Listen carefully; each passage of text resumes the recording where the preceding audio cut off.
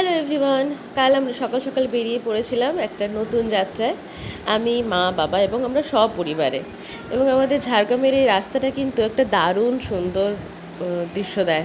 এতটা ভালো লাগে দেখতে, সবুজে চারিদিকে। দেখতে দেখতে পৌঁছে গেছি আমাদের সেই নতুন আশিয়ানাতে। আর এখানে এসে দেখছি বীভৎস বৃষ্টি, সাথে এই লাঞ্চ ছিল কালকে আমাদের। দারুণ একটা মজা করে লাঞ্চ সেরে ওমা হঠাৎ করে দেখি এনারা এসে পৌঁছেছেন আমাদের বাড়ির পাশে। আবার দুজন। এদের সাথে একটুখানি সময় কাটানোর পরে একটু সন্ধে দিয়ে ধুনো দিয়ে ঠাকুরকে একটুখানি ধূপ দেখিয়ে চলে গেছিলাম আমরা একটুখানি বেবিপুরিতে। আমার বাবা এখানে খুব সুন্দর মোমো এনজয় করছে। তারপরেই চলে গেছিলাম আমরা একটা ভীষণ সুন্দর চাটনি ফুচকা খেতে। এখানে দই ফুচকা পাওয়া যায় না, চাটনি ফুচকা, এবং সেটা সবাই মিলে এনজয় করার পরে আমার দিদি ওয়েট করছিল কিন্তু জল ফুচকা খাওয়ার জন্য।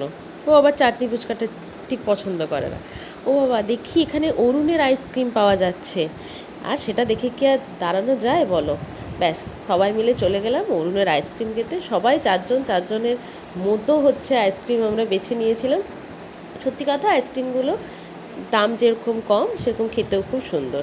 এরপরে কিছু এম বাজারে কেনাকাটা করার পরে আমরা চলে গেছিলাম কিন্তু বাড়ি। এটাই ছিল আজকের ব্লগ। টাটা।